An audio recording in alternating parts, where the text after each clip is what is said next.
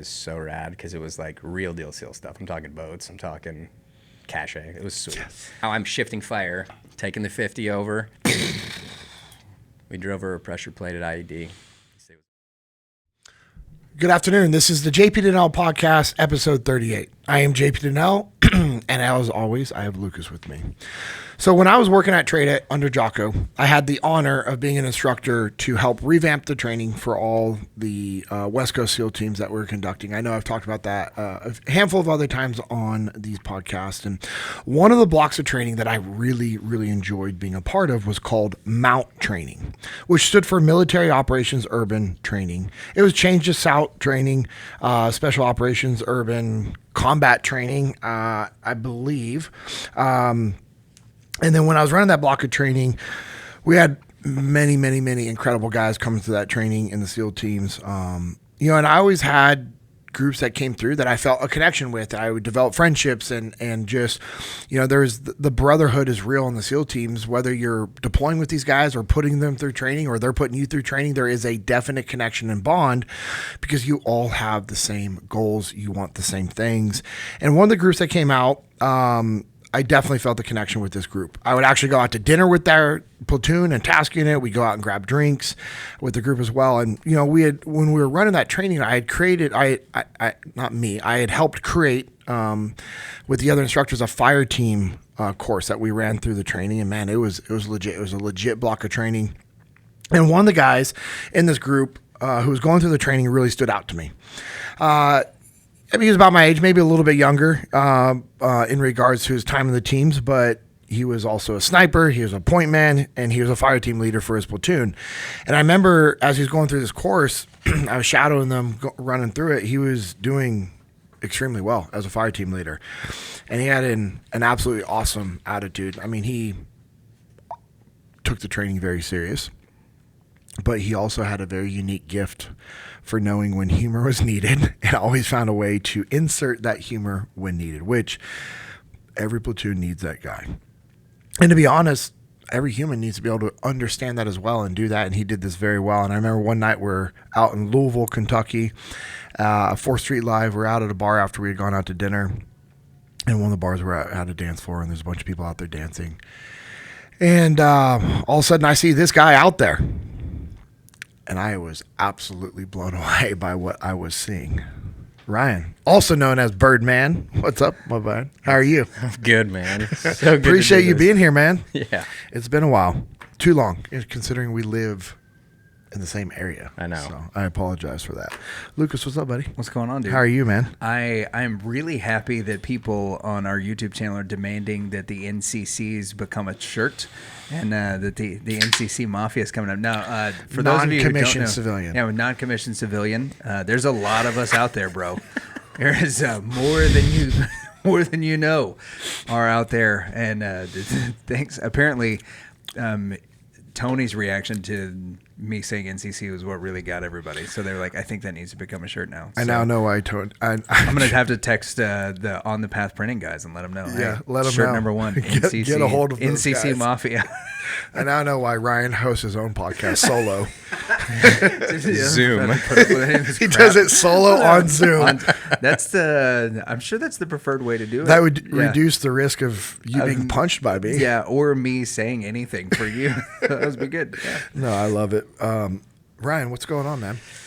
It's a good day. I know, it is. Hey, let's kind of start childhood, briefly run through anything that, just so our listeners can get to know who you are. I mean, I know who you are, but I would like our listeners, like, hey, where are you from? What was your childhood like? Do you do sports, band, singing, dancing? What, you know what I mean? Like, who made you, like, who were you as a kid? And how did that define just you as a young man? And what made you, like, eventually want to go into the military, and especially the SEAL teams? Yeah, it's a great question. So I've been thinking a lot about this one because I've said it several times. So growing up, I grew up in Detroit, Michigan. Mm-hmm. People will say I'm from the Mitten State when they'll start pointing, and I'm like, I'm from Detroit, so it's in the heart. Wasn't great. We grew up in not such a great area. But the cool thing was my parents seemed to make it work. Like, we made it work. That's cool. It was interesting, though. I remember I was about 5 years old, and things were not great, and we got evicted from our home. We came home. Saw everything laying on the front porch on the grass, like a true eviction in a movie. And I didn't quite understand what was going on. And, you know, until years later, I never really thought about that. I kind of just compartmentalized it, put it away. Yeah. So I moved in with my dad, and my parents got divorced right after that. And so that was rough because I didn't quite understand what was going on. Interesting is I would move from family member's house to family member's house as they were trying to figure out their life and get it together. And that's why I have such a heart for what they did, because even though they divorced and they had such a hard time trying to figure out their lives after that, they still tried to co-parent me. That's super, huge. Super awesome. One thing that I did, I think this was the biggest blessing in all of this, though, is that because I moved, I went to 6 schools. And because I moved so many times to different schools, and I'm not just saying like 6 schools because I kept failing and I had to go to a remediation school, or, you know, I had moved to different cities. Yes. And so different schools have to try to make new friends. So what that did is that delayed me on 2 things. One, just being being able to make friends because I had 0 communication skills. And then it also delayed me on my confidence because I didn't have friends, I had to stay internal. So I learned how to play inside my head. I learned how to do things on my own and kind of create in my head. And so I became kind of a creative kind of cat, but I didn't have friends. And so really up until the middle part of middle school, I'd say almost 7th grade, I didn't have friends. And so today, this is why I cherish my friendships and why I have so many friends around the world, because that's something I yearned for growing up. I wanted that so badly. I just wanted to know what that was like. And when you're not part of it, it sucks. So when you get to finally get into it, that's what you're going to lean into. And so I don't collect things. I don't collect toys or gadgets. I collect people. And that's good. That's my jam. So, Bro. Okay. I'm sorry. Man, I think thank you for sharing that. I know that's not ideal, but as I'm like sitting here processing that, I love what you said. You're like, I collect people. And man, how much of a better place do you think the world would be if people had that as their focus of like, hey, I want to collect friends, meaning you have to be a friend to others. You have to take care of people. You have to talk to them with respect. You have to show them respect. You have to listen to them when they're talking and have empathy. Like if that was your goal, was to develop friendships, then that means that you have to be a good human. Man, that's awesome. Any sports growing up? Of course, coming from Detroit, we play hockey. Okay. You come out of the womb and you play hockey. Like you don't even know how to walk, you got skates on. That's amazing. Pond hockey. That's a real thing up there. Oh, for sure. Okay. Yeah, it's like football in Texas. Okay. Yeah, so we were Detroit, hockey state, and yeah, I played every sport minus football growing up, and I sucked at every one of them. And I just realized that I was like, man, maybe I'm good at individual sports, so that's where skateboarding came in. And I had a buddy who was like insane at skateboarding, and he was just, this is why I was drawn to the skate scene, because this guy was the coolest dude in school. Like he didn't care about fashion. He wore clothes that had no markings on them, and he just was like chill. He was good with everybody, had no drama whatsoever. And then he wouldn't even promote the fact that he was like a serious skater. He just say, I skate. And then you go watch him skate, and you're like, no, you don't just skate, dude. Like, why are you not on tour? And he's like, I mean, it's just good. And he was so cool. So he dragged me into it. And then I'm like, oh gosh, now I get the bug. And it's a very cool thing about skating, because a lot of people don't know. It doesn't matter if you're a really good skater or if you're brand new. When you come to a skate park, you're family. As long as you're riding the wheels, you're good to go. And then the real skaters will hone in on you and help you get tricks. And then they'll cheer for you when you make something happen. And this is why I have my kids in it now, because it's more than just skateboarding. It's a life thing. What it teaches you in skateboarding, you have to fall 1,000 times before you get it right. And that's life, right? You have to fall. You have to get hurt. You have to understand this stuff before you're going to nail it. And then once you nail it, you can duplicate it. So that's one. And then It's two. like jiu-jitsu, man. Is it? Oh, you are literally saying what I would say about jiu-jitsu. See, the only reason I don't do jiu-jitsu is because then you would call me and you would crush me, and I'm like, I just don't feel like getting broken right now. That's why I won't answer your call for skateboarding, because I will break my ankles and my wrist. The other thing about skateboarding that I love is when you go to a skate park, you'll see kids 10, 12 years old. They've got casts on, they're bleeding, and they're still skating. Good attitude. If you go to a soccer field, you stub your toe, you get crying all over. And so it teaches this resilience of like, you know what? I got hurt. I'm going to rub it off. I'm going to get back on. I'm going to do it again. And I want to teach my kids that because that's something that you don't just find. You have to earn that. Yeah. So hockey and then skateboarding like how influential to you was like the X Games? Because I know when I was about that same age that you were then, like the X Game was like, bro, I want to do that one day. For me out in California, it was snowboarding. Yeah. I love snowboarding. Like bro, if I could build my dream life, it would be around Jiu-Jitsu and snowboarding. Oh, I think you will. I think you're going to. I hope to. You're going to. And then when I say in regards to my dream life, that means for like activities that I just get to do whenever I want. Obviously, there's a lot of other things that are much bigger priorities, like faith and family and building the kingdom and doing the right thing out there for work. But yes, for me, it was like snowboarding. I always wanted a skateboard. I had every skateboard growing up, all the skateboards. Like I had buddies that had half pipes in their backyard, and I would go, and I was horrible, like horrible. And I was like, cool, maybe, and then when we were stationed in San Diego, and I was like, maybe I'll be a longboard guy.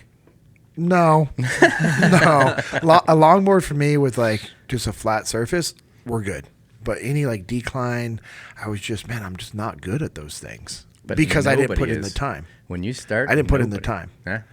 And so, okay, X Games, big thing for you. Were you drawn to it? For sure. Yeah. I mean, watching the old school, the OG cats of skateboarding, Steve Caballeros, you can go, Hawk is not as OG as like Jay Adams and Tony Alva and these guys that were like the Dogtown skaters. Mm-hmm. But yeah, I always had this affinity for watching those guys because what's really interesting about the X Games is they continue to step their game up. Every season, there's somebody pulling a new trick that is unimaginable, unthinkable. And you think about when we were growing up, Tony Hawk was just ripping the 900. And now you've got kids that are 12 that are hitting 900s. And you think about, like Travis Pastrana is the first person to ever do a double backflip in competition on a dirt bike. They've done triples now. So you think about this stuff, like the X Games continually accelerates the human potential, and you would watch it. And there was a point when I was watching where I was like, okay, I'm not going to be there. Like that's not my goal, but I feed off of people's energy. So if I see you do something really cool, I'm going to get fired up, and then I'm going to work my best. And so if I see you down, then I'm probably not going to be operating that well. But if I see you crushing it, that's going to give me the energy. So that's what X Games does for me. And I knew from the get-go when I saw those kids skating in the X Games, I was like, okay, I'm never going to make it. That's incredible. What impressed me in Louisville, Kentucky, buddy? My skills on the battlefield, bro. Yeah, the training battlefield. You want to go here, huh? That was part of it, for sure. That's factual. I do want to go here because it opens the door to people to understand, like, wow, our military, and especially our special operations forces, they have diverse backgrounds that they come from, that, we're not just this group that we think, what I mean? It's just, like, I did sports as well, but I was never really good at any of them. I enjoyed kickboxing, and I did kickboxing, and I would go do, I'm drawing a blank, on those races that was like mountain biking, trail running, and kayaking, and venture racing. The venture races, yeah. I would do those in high school, and I'd go do that. But I was on the football team 1 year. Like, all right, you know what I mean? Like I wrestled a little bit. I was never consistent and really good with any one sport. And it seems like most team guys kind of are similar to that, but then they'll do other things that are very unique that you're like, whoa, wait, hold on. You used to do that? And when I found that out about you, I was like, dang, that's absolutely crazy. And it's awesome. What did he find out about you? Oh, my gosh. All right, so, and you don't even know this part, so this is funny.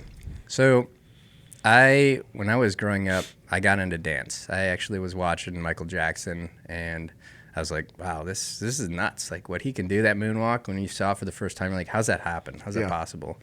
So I started dancing, and it was fun. It was recreational. And then I took it serious. And I didn't know this, but as I was younger, my parents had me in dance classes. So I took jazz, tap, all that stuff. And And then I got really interested in hip hop through Michael Jackson. And so I really started to progress in that. And then when I started to realize that, I wanted to be a SEAL, I actually took ballet because I wanted to strengthen my legs. And for anybody who's taken a bar class, if you haven't taken a bar class and you think you're tough, it'll destroy you. And I will talk about that bar story later with my wife because it's quite funny. So I got into dance and I started doing it pretty hardcore. And I think a chip on my shoulder to get good at it was that my dad, sorry Dad, was horrible at dance. And he was always on the dance floor during weddings and that. And I'm like, I couldn't even watch him. I'm like, man, we got to help him. That's like, I think like most of our parents, right? Yeah. That's okay. I was like, they were loving life. But I come from his stock, so I'm like, I can't be that, right? You know what I mean? Like, we got to change the trajectory on this one.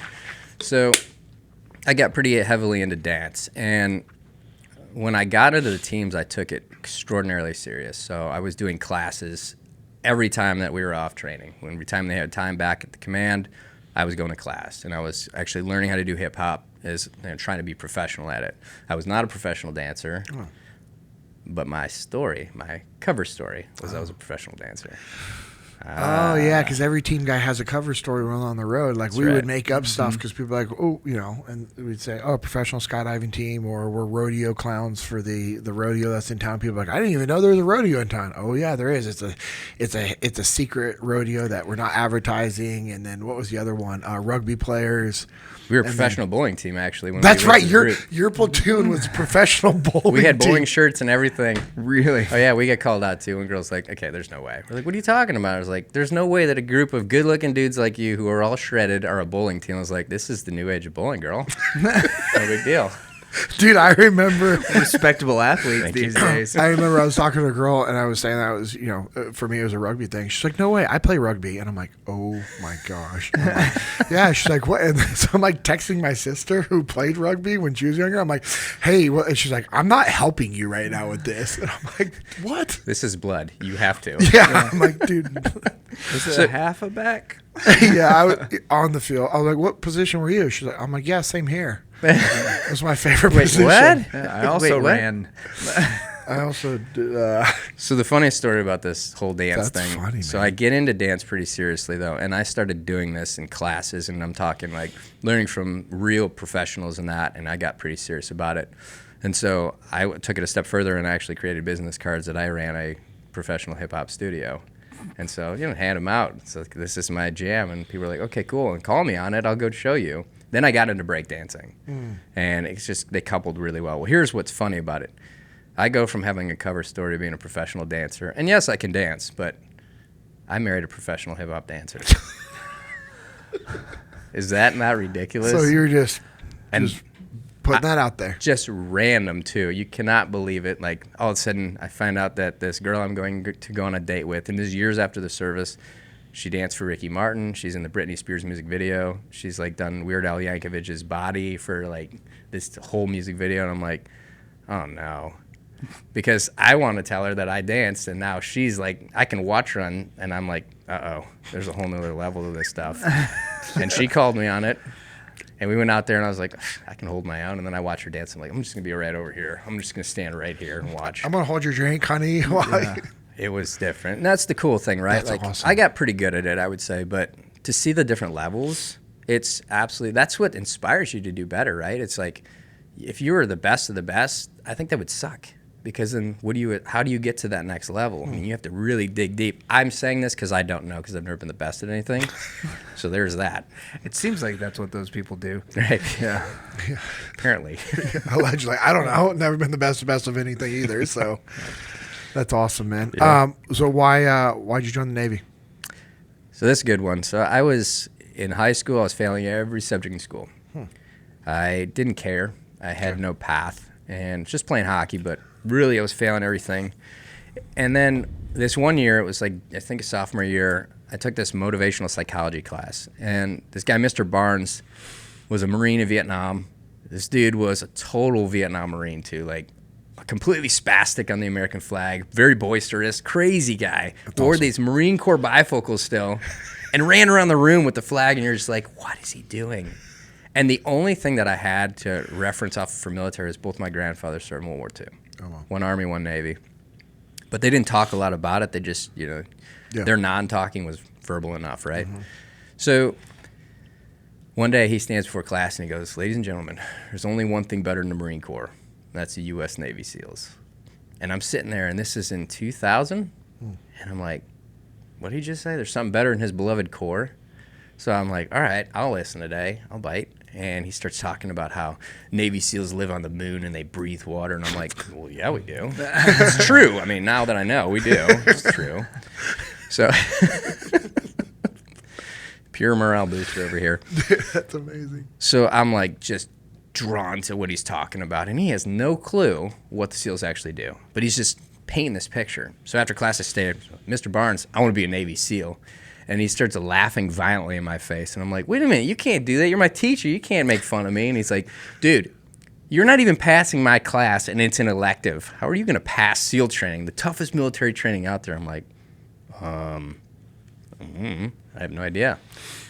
And I talked to him years after that. We're still good friends to this day. And he said, "I saw something ignite in your eyes when you were talking about it that I've never seen before." Wow. So he said, "If you're serious about this, I'll get you something on it." And the next day I showed up to class, and there was a Reader's Digest magazine, "The Making of an American Warrior." I remember that. We had Jeff Wright. Yes, my brother Corey and I read that thing until it fell apart. Yep. I still have it. And that's what I never would have suspected, is that just reading this like 8-page document on the SEALs about this guy, Jeff Wright, that I'd become friends with Jeff and teammates with Jeff. And it was just like so surreal to think about that, because I was not on a trajectory to doing anything, let alone anything special. And a lot of us are like that. Yeah. But that was it for me. It was like, okay, I want to be a SEAL. So of course I go home, I tell my parents, like, "Guess what, Dad?" Or "Guess what, Mom? I'm going to be a Navy SEAL." And she's like, "You just go do it, honey." She had no idea what it is. No idea. She's just like, "Go, you do it, just whatever." And then I told my dad, and of course this was when America Online dial-up was there, so he goes on, checks it out, and he's like, "You realize there's like an 85% attrition rate?" And I was like, "Well, I don't even know what the hell that word means." Is that good? That's good, right? Like, chances? He's like, "You're not making it." And I'm like, okay. So my dad's a realist, and he's like, "This is a lot against you." So what did I do? I went to just talking the talk. I didn't walk the walk. I told a few of my friends that I wanted to be a Navy SEAL. And of course, nobody knew what that meant. So they're like, "Cool." But I wasn't doing anything behind it. Like, I wasn't practicing. I wasn't training. I wasn't doing anything. 9/11. 9/11 happened several months after that. And I was sitting in class, and I remember seeing that second tower struck. And then they said it was a possible terrorist attack. And I was like, I can't fix what just happened, but maybe I can be a part of the solution. Were you in high school still or college? I was So in your high senior school. year. This was junior year. Oh, wow. You're 2 years behind me. Yeah. I didn't recognize that. Okay. Yeah, you're old, dude. I So know. I still got the youth going on. Dog. No, I don't. So you're 39. You're not even 40 yet. I'm 41. Yes. I'm the youngest guy at this table. How is that possible? Because I was held back. If you really want to talk about my childhood, we can. I was like, I asked that question. I was like, oh, I think I know the They answer. kept me back a year Okay. so I could develop, because apparently, but I probably needed 2 or 3 more years of held back for development. I So think we all did. here we are. I think we can all relate to that. Yeah, 100%. So 9/11 happens, and it was like, all right, let's turn it on. And so actually that was my junior year, because I graduated in 2000. Yeah, I graduated in 2002. So anyway, I went to recruiter station right then and there after the second tower was struck. And I said, I want to join. And they're like, "You're not old enough yet. You need to be 18. And you need a GED or a diploma." So I'm like, okay. So I waited, and then my dad would sign for me to do the delayed entry program. Cool. And you got a free membership to the Y. And I Yeah. was like, okay. And every day I was in the gym, and I was blessed. God blessed me with this guy who was this big dude. I mean, I'm talking not just big, but he was ripped, muscular, like the way you would want to look if you had the perfect physique. And he's in this gym, and he could probably curl 500 pounds, and he was curling 20s. And so I went up to him, and I'm like, "Why are you curling 20s when you could do so much more?" And he's like, "Because it's about doing proper form, and it's about longevity of health." And so I'm like, "Well, you clearly know what you're doing. Can I train with you?" And he's like, "Let's do it. What are you training for?" And I said, "Well, I want to be in the Navy. I want to be a SEAL." And he's like, "All right, well, let's get it going." And so every day after school, I was there, and I trained, I ran, I swam, I did everything I could, calisthenics, did some weight training, but it was like I dropped everything in my life. I was just target focused on the SEALs. I didn't go out and do anything. Of course, we tap with drinking when you're in high school, but I stopped, and I was just, this is all I did. I went from school, finished homework, went to the gym, and I spent all day there. You have to be like that. Yep. To go to try out for something at that level. And you sure do, because when you show up, it'll still crush you, no matter what kind of shape you're in. Yeah, and then you show up thinking like, oh, bro, all the time. I remember showing up, I'm like, bro, I was swimming upstream in the river to get ready. That's literally what I was doing, and I was, practicing my breath holds, going down to the bottom of the river, and then pulling myself upstream on breath holds and running and put all this stuff. My uncle was a PJ at the time, who was a tier 1 PJ, and gave me like training programs that I followed. Nice. And I'm like, bro, I would do like pull up pyramids, like by twos up to 20, and then back down, and then superset that with lat pull downs, and like I'm ready to go. And then you show up and you recognize, oh, I'm middle to bottom of the pack with these other phenoms. It's crazy, right? I mean, the first day I showed up to Bud's, we did, I think it was the PRT or the SPRT. Yeah, the PRT. And so I was tied up with a guy. I won't even call his name out because he did not make it. But this is the craziest thing. So when we were doing the push-ups and sit-ups, he knocked out 200 push-ups in 2 minutes, 200 sit-ups in 2 minutes. And he was the same physique, same size as me. He was a little bit more muscular than me. But I watched him bang those out, 18 dead hang pull-ups, and then he crushed run and swim. And I'm like, and I'm his partner out there. So I'm watching this. And I'm like, well, if this is what it takes, then I'm screwed. Like, I'm down today. And so, like, we both did it. We passed, whatever. I think we had a buoy swim sometime after that. We just go out around the buoy and come back. And you're just in your fatigues. And so we cruise. We go around the buoy, come back. He's slow. He's starting to slow down. I'm like, what's going on, dude? He's like, it's cold. I was like, yeah, it's cold. We swim faster. We get out quicker. Yeah. Let's go. Come on. So we get it. We get out. We run to the beach. And he bolts away from me into the bow and quits. And I was just like, I was shocked. I was like, this dude, okay. So you can't judge a book by its cover, because some of the most fit and so-called prepared are the ones that go quick. And then the ones who come in and they maybe have a fat roll around their stomach, and you're like, how did you get even to this place right here? Because we're being super judgmental if they're not shredded. And then all of a sudden they run laps around you, and you're like, I'm just going to do this right here for the rest of this time, because you just never know. And then you and I, being super lean going through Buds, we're cold in the swimming pool during the summer. And then you look over at the chubby dude and you're like, you're enjoying life right now, because they got that little layer of fat. You've got some to give me, right? Yeah. I just want you to hug me right now. Can you just hug me in the pool? You and I are swim buddies. Yeah. I love the mindset that you had. And thank you for sharing that, like preparing for Buds, because I just want to go back to that real quick before we move forward. Is I know you get this question often, and I get it now a lot more because of podcasts, and then for what I do at Echelon Front. It's just people wondering, like, hey, like, what does it take? What does it take? I was talking with my buddy Ian, who was on 2 episodes ago. It just like, he was just asking, like, hey, like, I need to take my life to the next level. What does it take? And he knows, but he was just asking me. And because he's seen the transformation in my life. He knows 7.5 years ago I was delivering pizzas, and now we have this. And you've had a very similar transition as well. Right.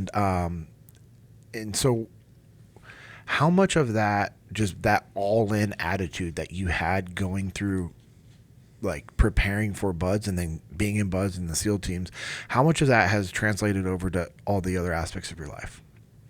It's the core. Okay, good. It's the core. Yep. Right? Yeah. I'll say this. This is one thing that I can say, because I don't feel like I'm an expert to say anything to anybody. It's just why I don't consider myself like a speaker. I get hired to do speeches, but I say I'm a storyteller. Bro, you get paid to speak, homie. I got to give myself some grace here. Right? It's like the same thing that JP says whenever he's asked to deliver a message from the pulpit. He's like, no, I didn't preach a sermon. I just told stories from the exact place where people go and preach sermons. I was not preaching. You're good at what you do. But let's be clear. Thank you. I don't think that, but thank you. Yeah. I was not preaching. I get YouTube evidence of a time when you did preach. We're talking about Ryan now. Sorry. This is Ryan's time. You guys need a moment? I mean, I can say.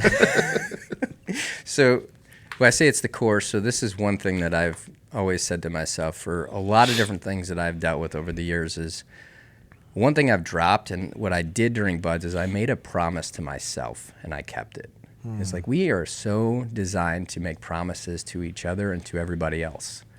And then we try so dearly to make those promises come true for those people, but we forget ourselves along the way.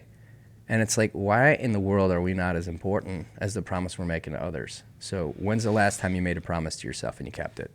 So for me, my promise was that I was going to go through Hell Week and I was going to call my parents at the end of it and I was going to tell them that hell or high water, I gave it what I got. Because we don't know. Like people, you know, some people just they feel they were better in Hell Week than they were in Buds, and Buds crushed them harder, and then sometimes it was Hell Week. So for me, Hell Week started, and I called my parents, and I was like, "Hey, I'm getting ready to start Hell Week. I just want to let you know I love you guys, and I'm gonna give it everything I got. This one is for you. It's not for me." And when we got done with Hell Week, you know, of course they tell us about face, and then you see the flag floating. Yeah. And you're like, the best vision I've ever seen of that flag. And then, of course, the instructors are, you know, like, and the commanding officer, which was Smathers, he was like, "Congratulations to you, future Navy SEALs, Hell Week is secure." And all I could think about was calling my parents, because when it got hard in Hell Week, I was just like, you know, I got to stick it out. I got to give it. I got a little bit more. I'm going to see what I have. I'm going to just keep pushing it. So I get on the phone with my mom as soon as we get done with med checks and we get back to the barracks. And I'm like, "Hey, Mom, how you doing?" She's like, "Hey, sweetie." And I was like, "I just want to tell you thank you. Thank you so much, because everything you did for me, I made it. And I'm going to be a Navy SEAL. That's awesome. So thank you." And then, of course, I was like, "All right, I got to go because I'm getting emotional." It was a basket case. So I was like, "All right, tune it up. Let's call my dad." And I called Dad, and I was like, "Hey, man, I made it." And he's like, and he had a girlfriend at the time, and he was like, holy "Get your clothes out, we're going." I'm like, "Get your clothes on." He's like, no, "Get your ass, we're going out tonight," to his girlfriend. I was like, "Okay."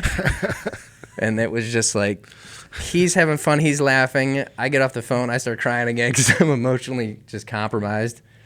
But that was the promise to them. And so when I always say, like, I went to Buds because I wanted to see what I had inside. I was really driven towards the mission. But it was Hell Week, it was for my parents. Dude, that's awesome. Yeah. Yeah, I remember what it felt like to call my parents. I had very, very similar conversation with my mom and dad. And I remember the next call I made was to my grandparents. And my grandmother, you know, she just started crying over the phone. And, you know, yeah, it was just incredible. And then that weekend, you know, we're supposed to be like resting and not doing anything. I wanted, sorry. I knew our family was doing family birthdays like we used to.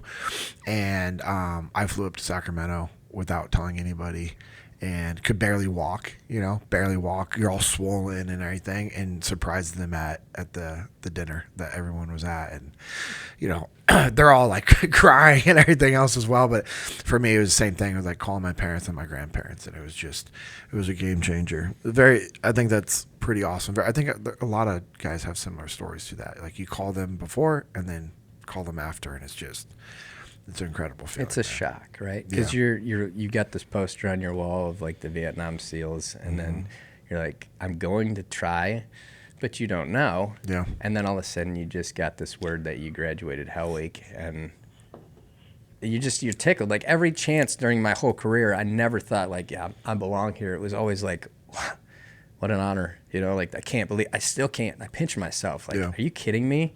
I get to do this? Yeah, it's crazy. And when they tell you for recruiting purposes that if you graduate SEAL training, you get a 6-pack, abs, chest, the works, it's true. Yeah.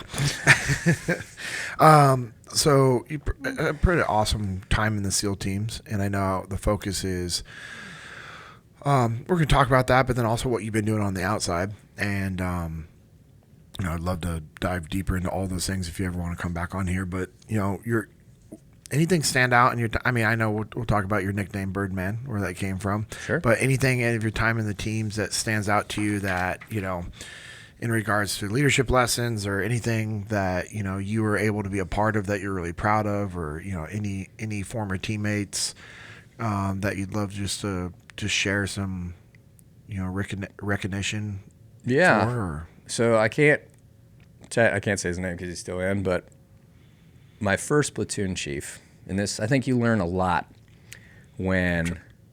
I'm sorry, go ahead. I'm trying to think who it is, but go ahead. LPO, actually, Okay. who went into the chief spot. So And you learn a lot as a new guy for leadership because you're watching the guys who are seasoned do it. And then you learn a lot as a leader, right? So you get two different flavors of leadership when you're going through it. At least I did. And so, right? I mean, you get tons. And so when they say you're a leader, I'm like, okay, sounds good. I'm still working on that, but okay. So interesting. When I was there, we were at over by Team 1, we were over at the, Rappel. Yeah. Rappel Tower. Yeah. And I had never done an Aussie style, right? Because you don't do that in BUDS, right? Or it's SQT. So we're going down backwards, and then my LPO chief, he was like, you should go Aussie. And I'm like, what's that? And he's like, well, it's where you go forward. I'm looking over the edge like, really? I never even heard of it. So I'm like, really? He's like, yeah. And I'm like, whoa. He's like, remember this, man. Try everything once, because you'll never know, but you might just love it. But if you don't even try it, you'll never know, period. And that was such sound advice, because it's like leading into, what are your fears in life? What are the things that you just hesitate on doing because you're holding yourself back from it? And that was like, okay, unlock that. Every time I get the opportunity now, I'm taking it. I don't, get millions of opportunities, so I have the ability to take these opportunities. So in Aussie style, and of course when I got to ground, I'm like, oh, I'm only doing that from now on. Like, that was so sweet. Then of course I thought I was like Sean Connery, The Rock, coming down so sweet, no big deal. Got my MP5, what's up? And so it was awesome, man. So that was one of the big things right out of the gate. And then as a new guy, they're just telling you to shut up and listen. And that was so bold. We knew that we were going to do that right when we got there, but you do. The more that you can keep your mouth quiet and your mind open, the more you can start to understand and relate. And that's just dropping your ego and your pride. And so that's when you start retaining the information that you need. Because when they say it's a well-oiled machine, it's a freight train moving, and they're not going to stop for you. You got to jump on while it's going and learn on the fly. Yeah. It's true. Yep. But then it's like, can I ask one question as a new guy? They're like, what do you got? And I was like, can I ask questions? And they're like, absolutely. And that was the cool thing of leadership is, yes, ask the questions, because, yes, we got to teach you. Well, you had good leadership, and I'd love to say, hey, every platoon was like that, and everyone had great leadership like that, but that's just not the case in the teams. Everyone, it's comical at times where people are like, well, you were in the SEAL teams, you just had good people and good leaders all the time. I'm like, no. And it's good to hear stories like that when, your leadership was like, hey, shut up and listen. Here's why. You know what I mean? Like, you need to learn. These are the things. And then when you're like, have questions, you're like, cool, what do you got? And they work through it. So, yeah, you had really good leadership. One other thing I'll mention is we had a round table, and this was really interesting. I had known nothing about this, but there was a dispute between two guys in the platoon that were seasoned. We were at assaults, and one of them called round table, and we just stood inside at Shaw's, one of the rooms, the whole platoon, even the new guys, and they brought the conflict to the front, and they talked through it, and they were just like, it was heavy at the beginning, and then they resolved it in front of my own eyes.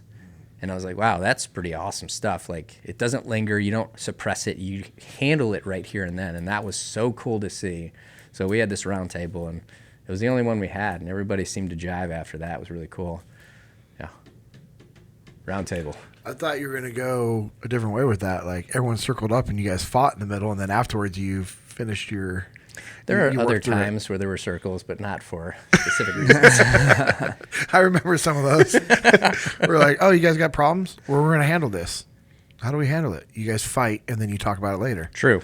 Can we just talk first? No, you're fighting. Okay. They were pretty good about pulling each other aside, away from everybody. And if the new guys weren't invited, then it was going to be different.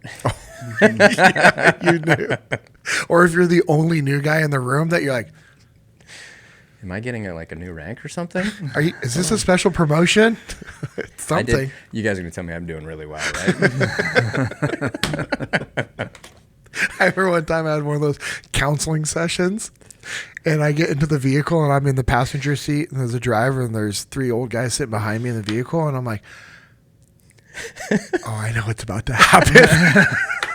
This isn't good for me. You feel the barometric pressure change. You're like... Please, no. Mm-hmm. All right, where's my exit? Where's my out? Just remember, I have to be operational tomorrow with you guys. Okay. Oh man. Oh goodness. Birdman. Birdman. Why do we call you Birdman? I thought. I don't expect you to remember this conversation, but it was one of the times we were hanging out at your house, and I thought Birdman was your nickname because of like awesome skateboarding tricks that you were able to like conduct, or snowboarding, like something associated with like X Games types of sports. Like I was like, oh cool, it has to be something with like snowboarding off of some like crazy jump or some crazy jump he's done in skateboarding, and you informed me that it was not. Well, it is crazy. Yes. Yeah, so this nickname was earned in a way that I hope nobody ever receives ever again. So it was 2005. We were deployed to Iraq. We were in TQ and Habaniyah, and we were going back and forth between that and Shark Base and Ramadi. And this particular deal, we went on this like full-blown mission. I mean, it was so rad because it was like real deal SEAL stuff. I'm talking boats. I'm talking cache. It was sweet. Yes. So I'm like, I'm a new guy, so I'm like, everything's good, right? Like, yeah, I'm coming, right? Like, I'm part of the train. And you're gonna be in the back, but you're still with us. Okay, cool, I'm good, right? Tails up. Yeah, tails up. So I'm like, we go on this deal, and then nothing happens. This is completely dry, and then we come back. It was like a 48-hour deal. So we're exhausted. We're ready to get back to base. We're driving back on Route Michigan. The most dangerous road in Iraq at the time. I'm from Michigan. I'm like, why'd you have to name it after my state? And then you drive around Detroit enough and you recognize why. Yeah, I felt like it was home, really. Yeah, okay. Sorry, guys. So I think we were about 3 clicks south of TQ and Habaniyah on the base, and they called out, because we had our certain ROEs, and they called out that there was a guy outside past curfew, just sitting on the side of the road, standing on the side of the road, in a place that nobody was at. There was nothing around. So why is this dude out there? And so I was like the 5th car in the convoy, and Turret Gunner 1, he actually called it out and then crashed out. And that was the thing, like you either rope them with lasers, you crash out, scare them, take pop shots, scare them away if they don't Crash know. out means that you throw a crash in their direction. Yep. So for the listeners that are crash bang is cool. Which isn't going to hurt them. It's just going to scare them. Exactly. And so he crashed out. Turret Gunner 2 was getting in position to rope him and then maybe pop shots. And then it was like 2 other big vehicles and then my vehicle. So I was the guy who was going to take the shots if need be. So I'm like, holy cow, like, you know that it's leading. You're seeing the escalation happen. Yeah. You're like, whoa. Okay. So now I'm shifting fire. Yeah. Taking the 50 over, getting in position, kind of hunkering down around it. And then legitimately, I'm so excited. Like, 50 cal, the shell comes out. Safety out. Yes. And then right as I get ready and I hone in, we drove over a pressure-plated IED. They say it was a 155 shell, so and I take mine. And, you know, it was so fast and violent. I've never experienced anything like that, clearly. But it wasn't, I couldn't even be terrified because I had no clue what happened. I just remember this massive fireball and all this shrapnel exploding through the cockpit. And I was in a turret, so it had the path of least resistance was to come up through me and then out. So everybody else in the vehicle got rocked. And it shot me straight out of the turret into the sky. So that was the initial nickname for Birdman, was I went flying. And so I got Birdman. Teams are ruthless, bro. Ruthless. I mean, and I'll follow up on how that came to be. But so we get blown up, and then I remember I landed on the ground, and I was just like, oh my gosh, like this is, I'm trying to gather my composure because I was completely oblivious. Just rocked me, took my gun was blown somewhere, no idea. And I was like, holy cow. Well, I see my teammates laying on the ground, and you instantly have this like instant fear of like, are they alive? You know, like, holy cow, these are my brothers. And I didn't grow up with them. I haven't known them for that long. They've given me a lot of hell up until this point. But when you see somebody laying on the ground, you instantly feel like that's my guy. I got to help him. And so I jumped on one of them. One of my other buddies jumped on another one, and we got him fixed up. And I think it was 22 minutes from the time that we were blown up to the time that everybody was under the knife getting surgery and everybody lived. So it was pretty rad. Cow, Praise God for that, dude. Praise God, man. And that's unreal timing. It's unbelievable. I mean, and I was watching. This is what the unique stuff of the Brotherhood and the SEAL teams is that everybody was working so succinctly because the comms guys were running comms, calling the front of the base and coordinating, saying, "You got to open up the base. We're coming in hot. We got guys that got to go to TQ to the hospital right away." Legitimately on comms, the most terrified time in my life, legitimately, was not getting blown up, but it was loading everybody in the back of the Hummer that was unarmored, and then driving the rest of those 3 clicks, thinking if we get hit now, we are dead. We're out, yeah. Because now I know what this experience is like, and it is violent. It shot shrapnel through me, it burned me first, second degree, and I was the least of the injured in the vehicle. And so that was terrifying. We got to base, and you're just like, whoa, you have this massive dump of energy, and then you're like, everybody's getting worked. I'll tell you a quick funny story about this. So my buddy that I was working on, he got rocked pretty bad. So he was in the ER, and they're getting ready to perform surgery on him. Of course, we've got him completely, opioided out. He's on whatever that stuff is. I can't even remember. It's not fentanyl. It's the other one. I know. Yeah. We're old. Yeah. We're old. Cool. So an injection to help you with your pain. Morphine. Thank you. Morphine. I'm like, I was like, it's either morphine or an epidural by the way you guys are trying to push the button. yeah. I was like, yeah. Morphine. Yeah. So he had been morphed, and his eyes were like glazed over and that. But he called for me. Now, here's the cool thing: is this guy rode me so hard during my time as a new guy up until that point. I couldn't do anything right, and I tried so hard just to win him over, and it just wasn't working. And I remember when we were getting patched. They called me in. The whole platoon came walking up to me, and I was like, "Oh no." So back to what we were talking about, and I was like, to my other buddy who was new, I was like, "Hey, run!" He's bolting out the back of the kill house, and I'm standing there like, "What am I gonna do?" Took out the biggest guy. No, this isn't prison. It's like, just remember what they said, like with a bear, just make yourself really big. And then go limp. Act like you're dead. This ain't gonna work. So they patched me. They're like, you're performing well. We love you. Boom, they patched me. So Monty, it's my buddy. He's out now. Yeah. He's the one who patched me, and he's the guy I was working on. And so he wanted to see me before he went under surgery. And I walked into the AR, and he's laying on the table, and he was like, "Hey, brother, I just want to let you know you saved my life." And I got so, I held my emotion back because I wanted him to see, you're gonna be fine. Yeah. And so I took my patch off that he gave me, and I put it in his hand. I was like, "I want that back." And he was like, "You got it." Now, Monty's a really religious guy, okay? At this point, I always believed in God, but I wasn't following. He was. And so right as I'm leaving, the chaplain walks in. And all of a sudden, I hear out of the back of my mind, and I'm, getting ready to cry my face off because I'm like, what if he doesn't live? And all of a sudden, the chaplain walks in, I hear him go, "Oh, you get the hell out of here. Not today, buddy." He said that to the chaplain? So I went from emotional to laughing my ass off, and then I was like, this is so good.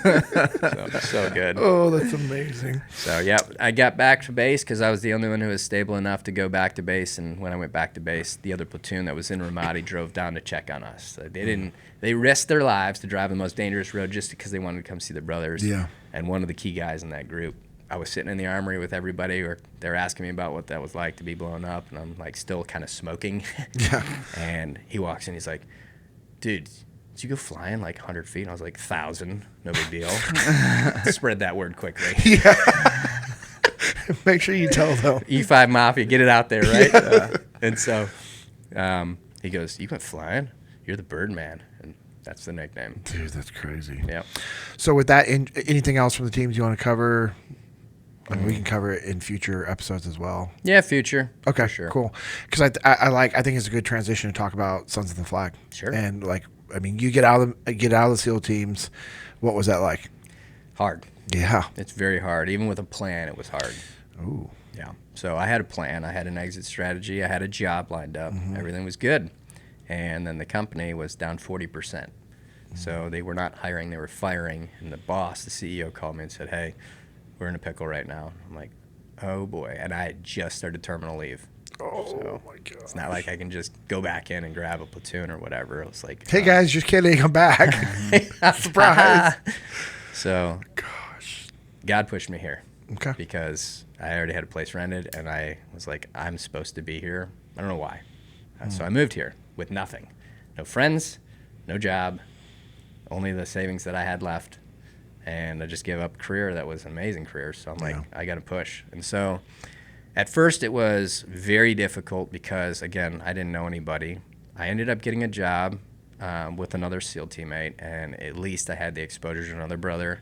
And I was working with some of the mill guys and law enforcement, so it kept me somewhat in the environment, which was what we must do. Yeah. We must stay close to our environment at all times. Yep. But I was really, really depressed because I'm like, man, I got out and I don't know what I'm doing here.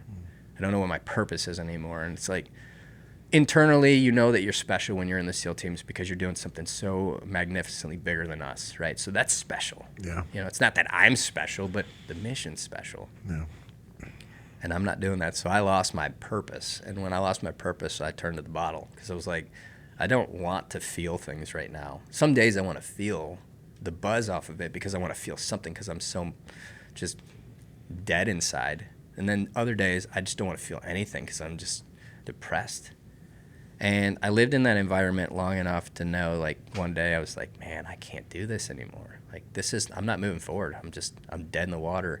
And it taught me this really cool lesson where in the SEAL teams you are trained to fight and attack a problem right away. And I was doing the exact opposite. So when did I revert away from what I was trained to do? And so I'm like, man, I got to get back in the fight. I got to attack this problem.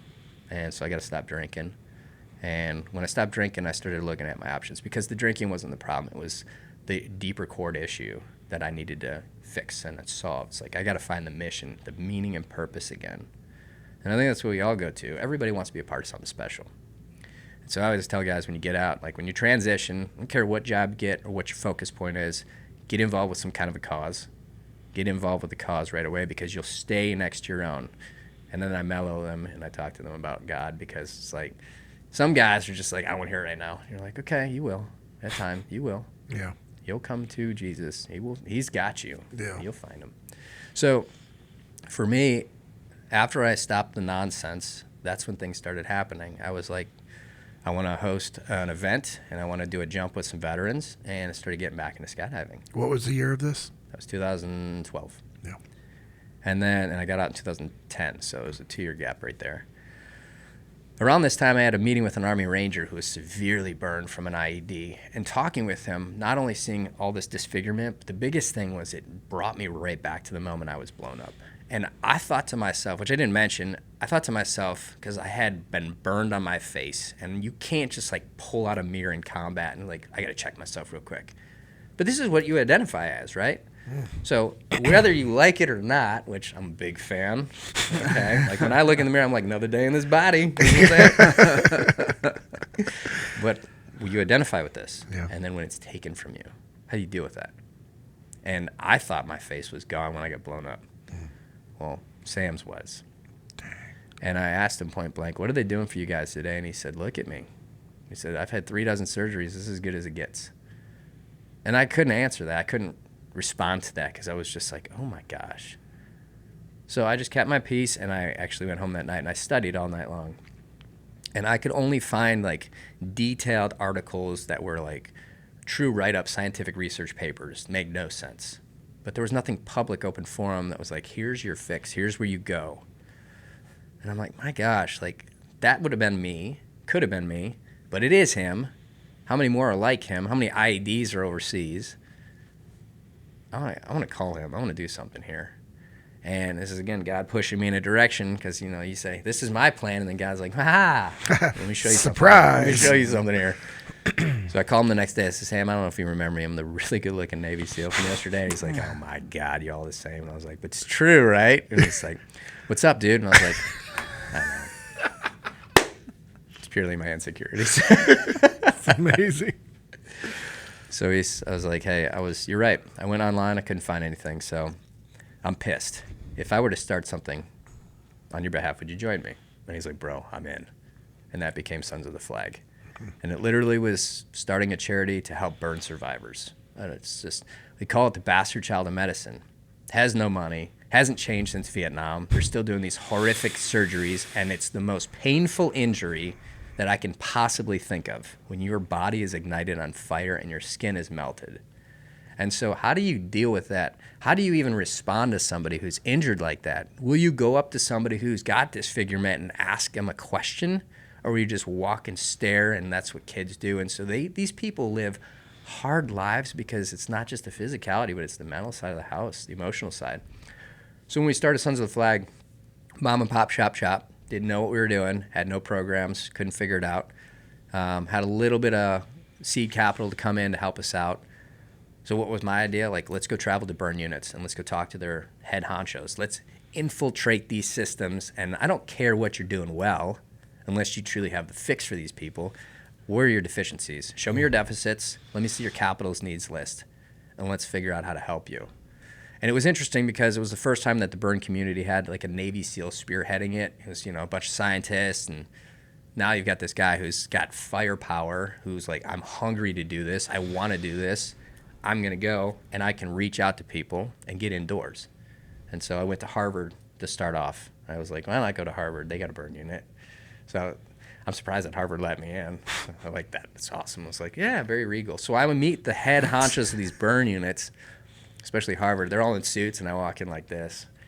And they're like, you Birdman? I was like, yeah. And they're like, aren't you a little young to be running an outfit like this? And I was like, aren't you a little old to be practicing medicine? And they're like, sit down, I like you. And I was like, cool. Build that rapport.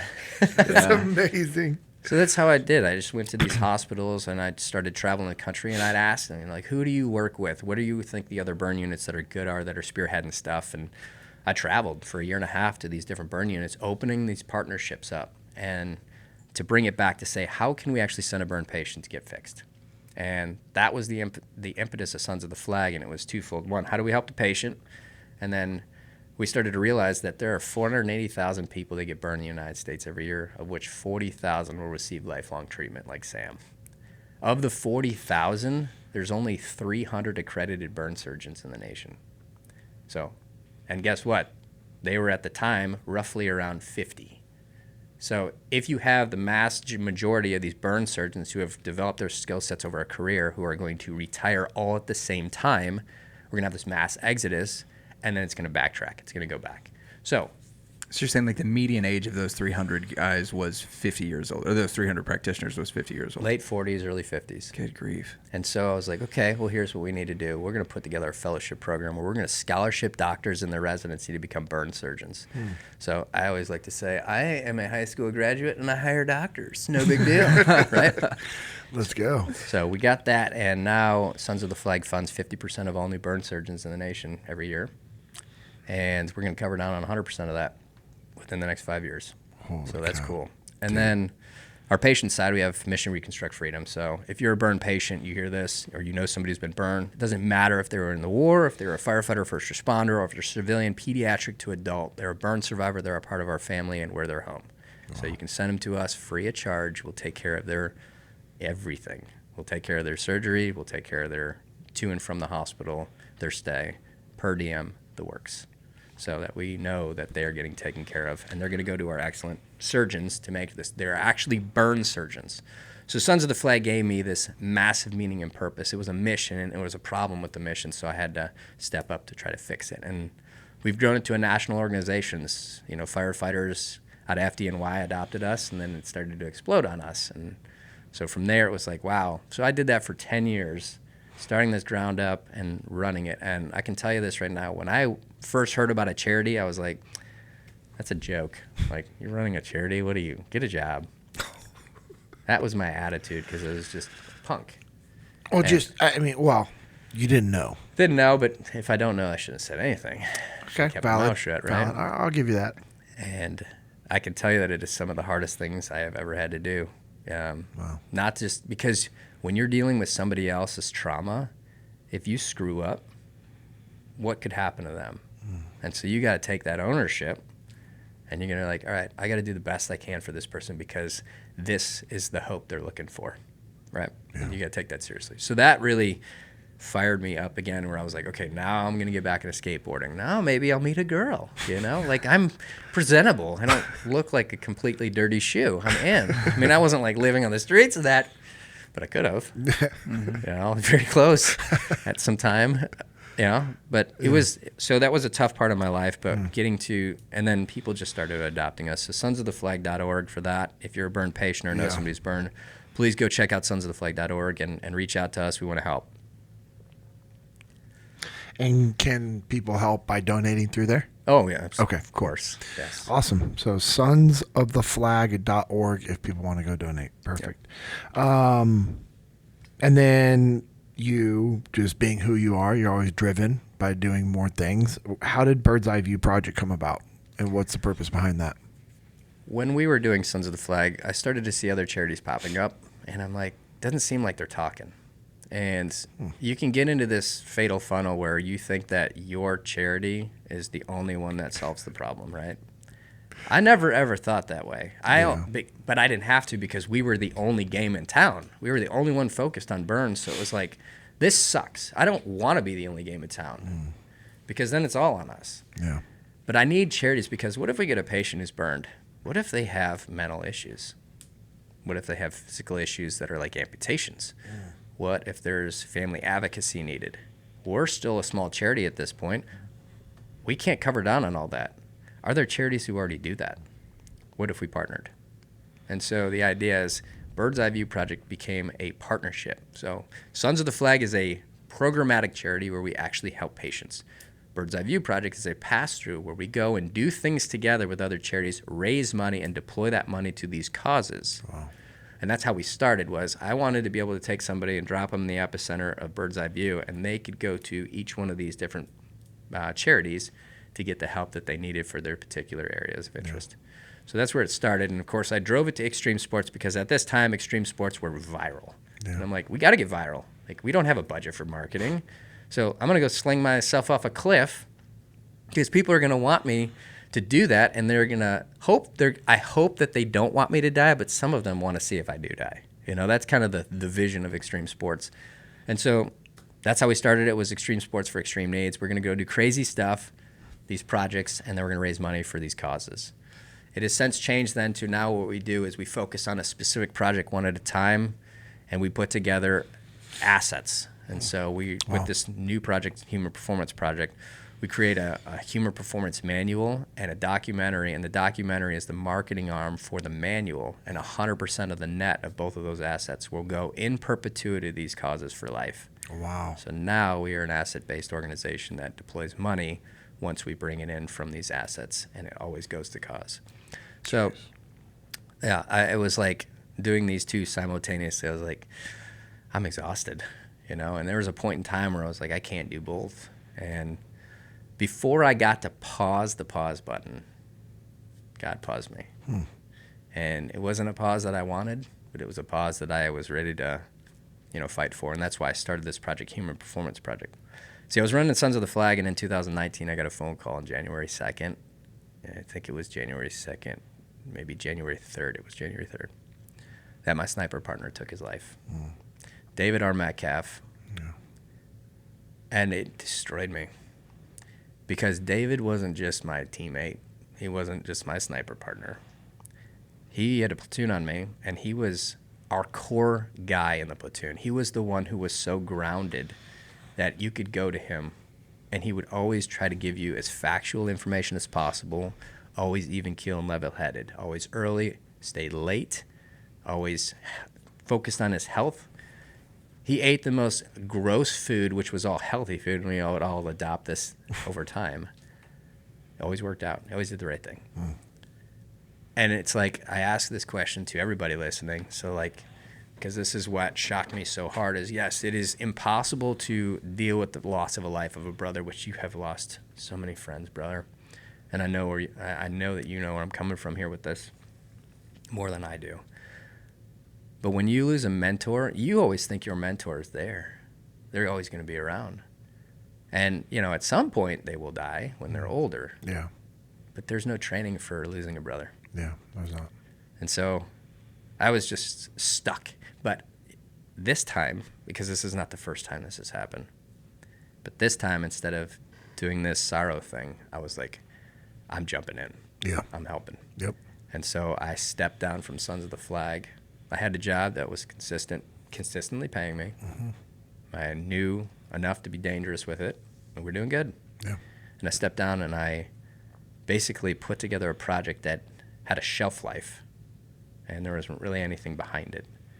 And it was all to deal with the suicide epidemic. For me, it's like I don't feel like I'm the fixer or I can't solve all the world's problems. But when I throw my energy towards something, I can help. Yeah. That's why I joined the SEAL teams. And this is why I'm doing this. Yeah. And so the idea for this was, can I give the soldiers, the first responders, people 14 who want to do it right, can I give them a manual that's so simplified that shows them how to live at homeostasis? Because if I can teach you how to rebuild yourself just to homeostasis, what your body needs for the normal, we build your foundation, you put whatever home you want on top of it afterwards. Yeah. We got to reboot people. And it's physiological. It's not just mental. And so we put together this 2.5-year project, and we're getting ready to release the documentary this year, and the manual will come out as well. And we're going to try to get this manual injected into the military for day one, so it'll be their performance manual. Dude, that's awesome, man.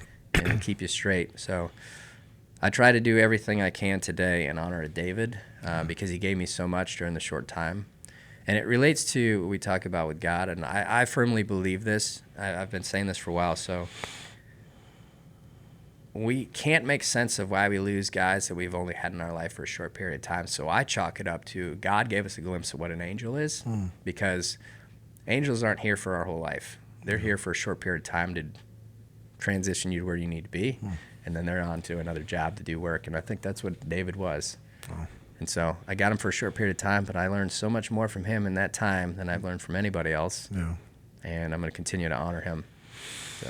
Can we talk about the name of the project? Or is that... Yep, called 7X. Okay, I was like... The Human Performance I see you're Project. wearing the shirt. I didn't know if we needed that. Yeah. Okay, cool. Yeah. So the idea behind it, I created this crazy idea years ago. It was called 7X, and it was supposed to be a couple buddies and I going on this wild adventure for fun. It wasn't supposed to be anything public. We were going to go base jump all 7 continents in a year. And so I put this deck together. I pitched it to the Chive. They were like, ooh, this is cool. It's pretty low budget, too. How's that possible? I was like, well, it's just, this is what it is. We know we can do it for this. And they're like, okay, we should do this. Cool. And then all of a sudden, Chive had a few things going on. So they got pretty busy with Red Bull. And it was like, all right, we're going to post this. So I shelved it. When I got the word about David, I was like, all right, what can I pull together here? Because nobody really cares about a scientific study unless you can get it to now Huberman and some of these guys that are pushing out Word and Jocko, pushing out health and wellness stuff, Rogan. But a person like me who doesn't have a following, nobody cares about me putting out a research study. So how do I get people excited about what we're doing, excited about their own health? And so I was like, all right, well, let's see what we got in the extreme world. And I was like, oh, wait a minute, I got this deck here. Could we tie the two together? How are we going to test human performance? Well, let's go skydive or base jump, followed by a full marathon, followed by a swim or a plunge, and let's do it back-to-back on all 7 continents in 7 days.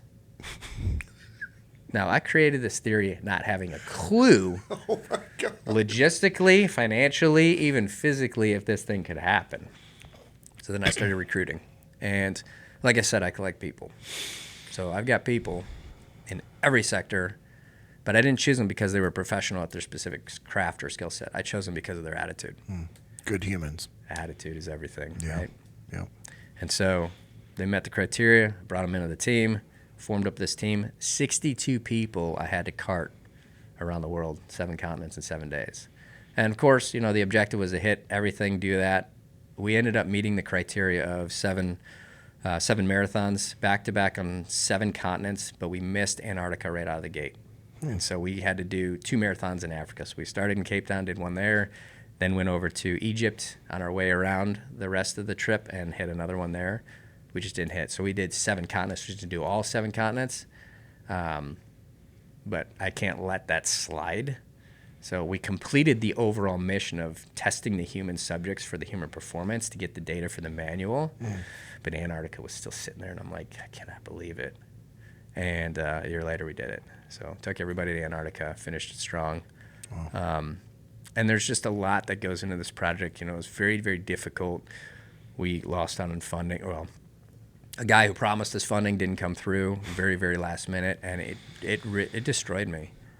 Because it's like, this has to happen, but it looks like it's not happening. And there's some incredible people that stepped up very last minute. Yeah. And they funded it to make it happen.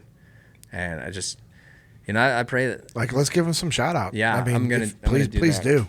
I went into my room the night before we were leaving, still with a deficit financially. How much was the deficit? $500,000.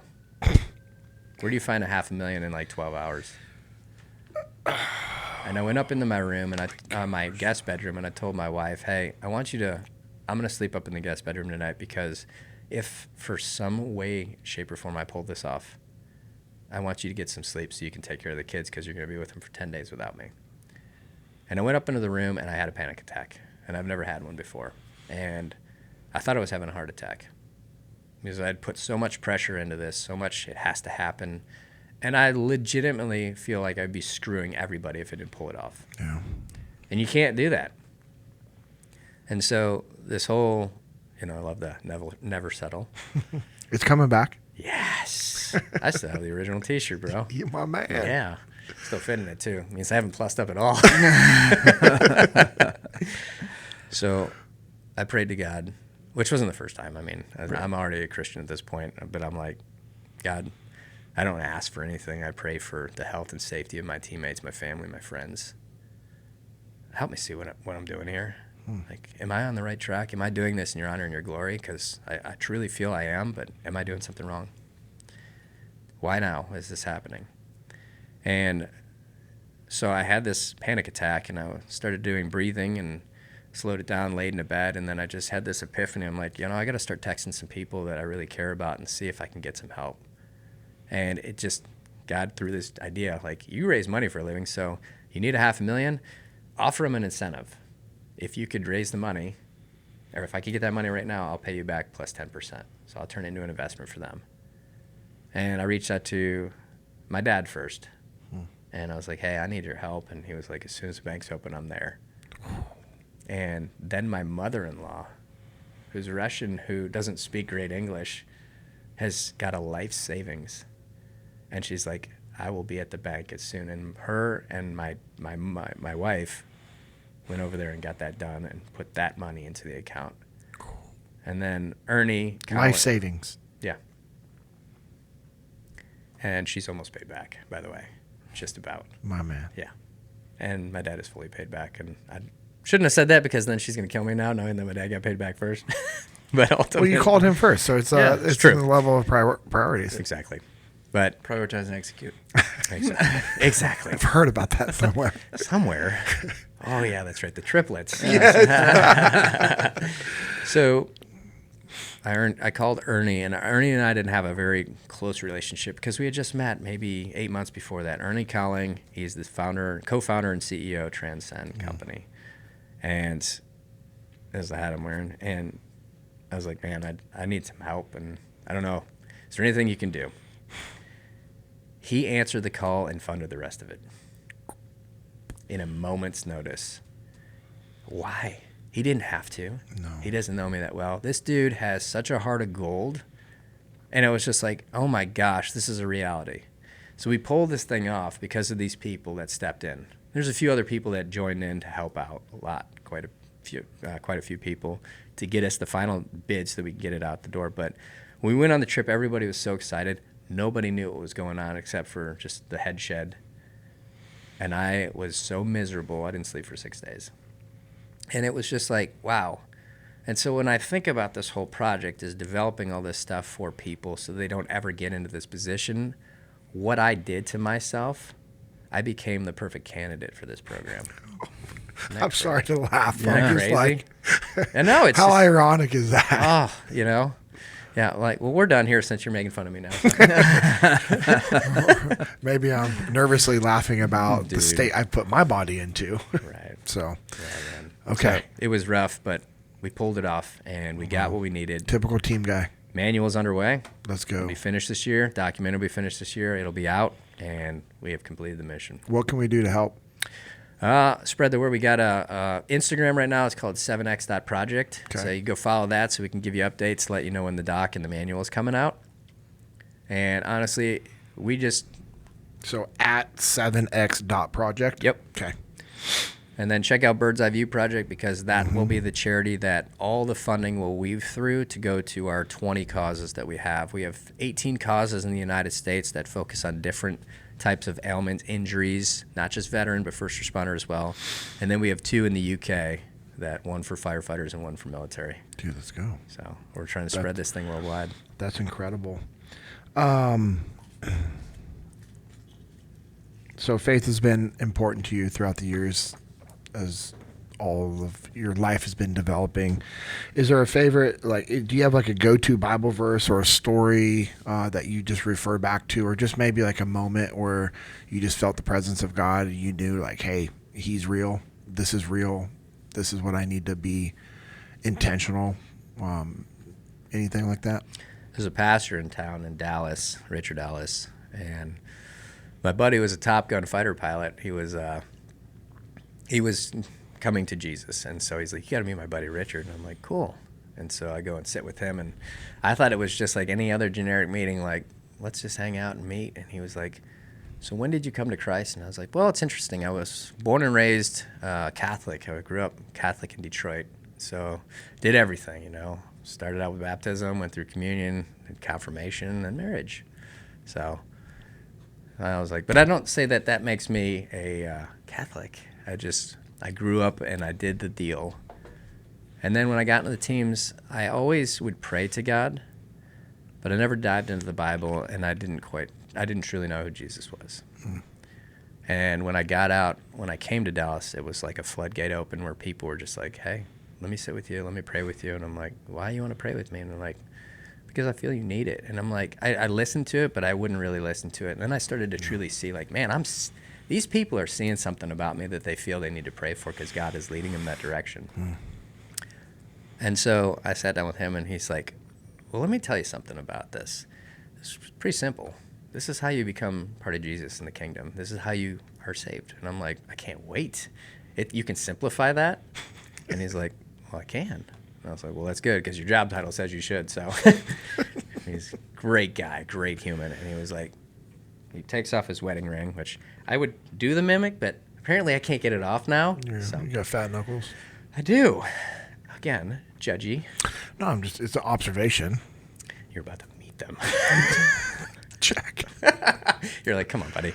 So he took his wedding ring off, and he shows it to me, and he goes, "This right here is my single most prized physical possession on this earth. And I'm giving it to you." And I'm sitting there like, "Is it a trick? What's going on here?" And this was like almost right out of the gate of the meeting, and I'm like, "Okay." And he's still holding on to it, and he's talking about God. And then he says, "Now, what is the one thing that you haven't done yet?" And I said, "I don't know." And he goes, "You haven't taken it." And I was like, "Okay, so take it." And I was like, "Okay, so now you receive God. All you have to do is accept it." It's as simple as that. And I was like, "Wow, really?" And it just like, it instantly opened my eyes. Like, I cloud when I used to think about Jesus. My pride would get in the way, my ego would get in the way, and I'm like, I need to search, I need more evidence, I need all this stuff. And I'm like, this is BS. That was me being egotistical and arrogant, and God, I needed to be saved so bad. Because none of this stuff matters on the earth. I create these complex problems, but they're not problems. They're just in my head. But when I needed him the most, he always showed up. And so the only thing I've ever asked from God since I've become a Christian was truly just to give me my strength. That's all I want.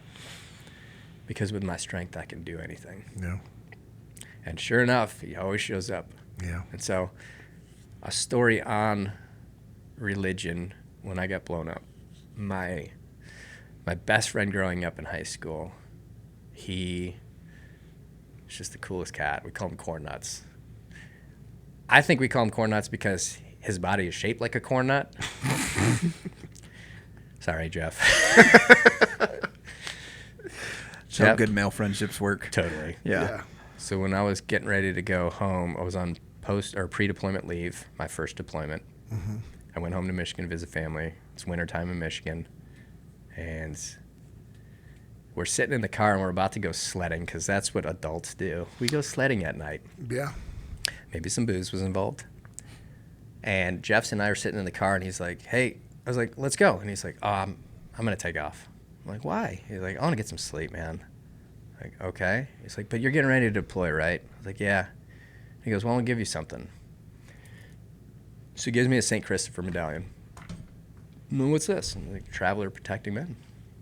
I was like, St. Christopher, okay, cool. He's like, why are you giving this to me? He's like, I'm terrified of flying, and I'm trying to become a pilot right now. And I'm like, wait a minute, let's talk about that for a second.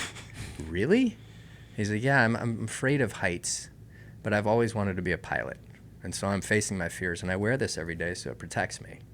And I'm like, wow, why are you giving it to me then? He's like, because where you're going, I want you to have it for protection. And I'm like, wow, okay. You sure? And he's like, yeah. I was like, all right, well, I'll return it. And so I was wearing it when I got blown up. And after we got blown up and we were back at the hospital, after I had a moment to pause and reflect, I reached for it. It was gone. And I was like, where's my medallion? And I was like thinking about this, like the protector of traveling men. We're alive. It's not here anymore. Somebody else needs help. Somebody else is getting saved. That's pretty cool. And so I've had a lot of God walking me closer to him because I'm so stubborn that I was always pushing back to the point where I was like, I'm an open book. I'm yours. Send it. I'm in.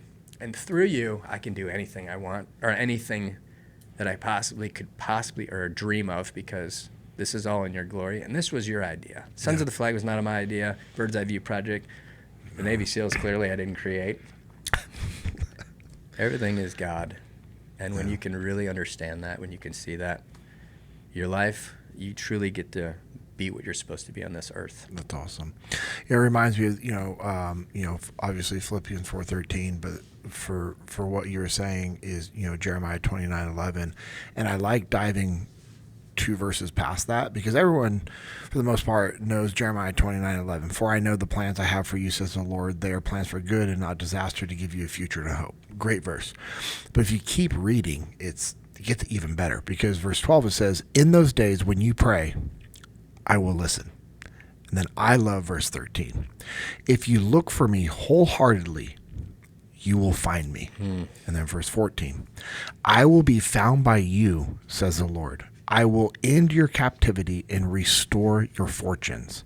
I will gather you out of the nations where I sent you, and I will bring you home again to your own land.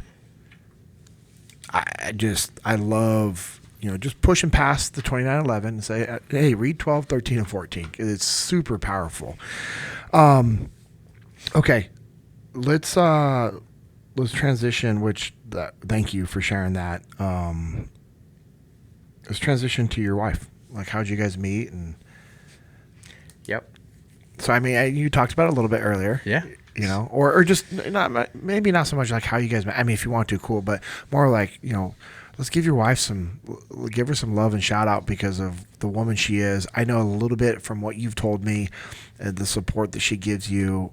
She's bought into the mission. Yeah. I mean, she is a part of what you do, has given you 2 beautiful children. You guys have an awesome life and marriage and family together. So let's learn a little bit about your wife. Absolutely. I appreciate you asking this. In fact, it's the first time I've been asked this in the 150,000 podcasts I've done.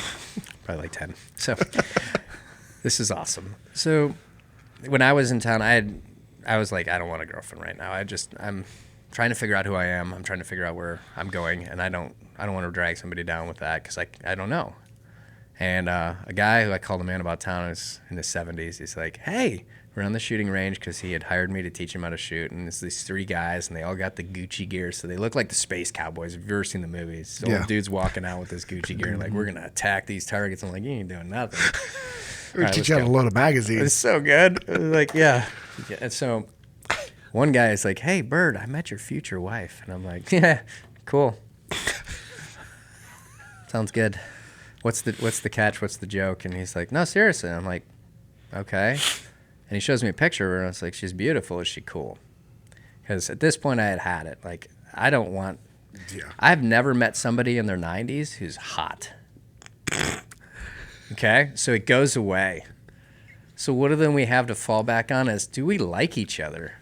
So enough of this, oh, she's pretty, all these things that are so ridiculous. It's about character. Apologies to Betty White. Ish. Yeah. Ish. Yeah. I mean, yes. So that's a little bit of my pay grade. I really never looked up that high, so you know. But being the team guy, Work the angles, man. Lucas, you opened the door we don't want. This could go very bad quickly. Yeah. You know how we don't edit stuff? We might have to. No. That's exactly right. So he says, well, you know, as far as I can figure, she's great. I was like, cool. What am I supposed to do with this? And he's like, well, you should go out with her. I was like, does she want to go? Does she even know I exist? And he goes, no. And I was like, oh, okay, cool. Bro, that is some 7-year-old's like, just go date her. You're like, hey, it doesn't work that way anymore. Yeah. I'm like, okay, so just shoot downrange. And she's beautiful. And she's So, beautiful. yeah. So yeah, so she's definitely on the market, right? And she's got all this, nothing going on with her life. So, and she wants somebody who's in shambles right now, right? She needs a project. Like, she doesn't even know how good her life's about to get. She's about to start her own charity. Truly. So I was like, just let's shoot. And so anyway, I went home to Michigan to visit the fam, and he texted me. He's like, hey, send me a picture of you because I'm with her right now. I'm like, why do you need a picture? And he's like, because I want to show her. And I was like, so you're just now introducing the idea to her. Oh, that's great. And I was just like, I told you, I don't want a girlfriend. I got to figure things out. So I had this picture of me in a Mrs. Claus dress that I had taken.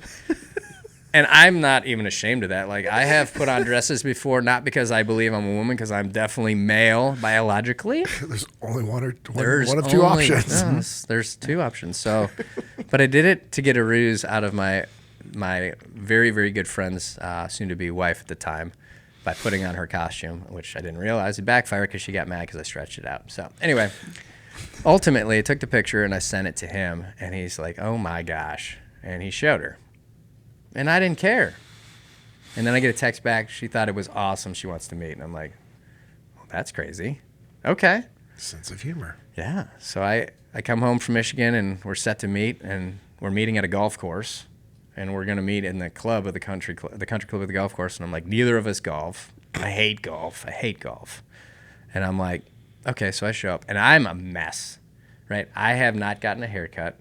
So I remember the long Birdman days. So I try to throw gel in my hair. That doesn't work. So then I throw a hat on over my gelled hair. I'm like, this couldn't be any more grotesque. Like, I am just presenting myself at the highest level. Yep. I mean, do I need to put my ID card in my pocket? I mean, what do So I'm like, this is ridiculous. So I show up, and right when I walk in the door, I see her, and I'm thinking to myself, like, oh, she's gorgeous. Like, she's way better looking. Oh, no. And again, like... Now you wish you would have put a little effort into it. Way! I mean, I didn't have the effort that required, you know? Yeah, I know. But I'm like, okay, this is definitely a different league here. So I'm like, I walk up, sit down. I'm like, hi, I'm Ryan. And she's like, hi, I'm Vlad. I'm like, cool. And I was like, we both look at Jamie to kind of kick off the conversation. And I was like, well, tell me about yourself. And she started talking. And when she started talking, there was just this immediate connection to her because it was about substance. The looks went away right away. And it was this substance like, wow, she's driven. She cares about people. She's got good character. This is incredible. And then she really, when she wanted to listen to me, she honed in and listened. And it was like, wow, she's making me feel like I'm the center of this conversation for this time. That it was awesome. I was like, wow, oh boy.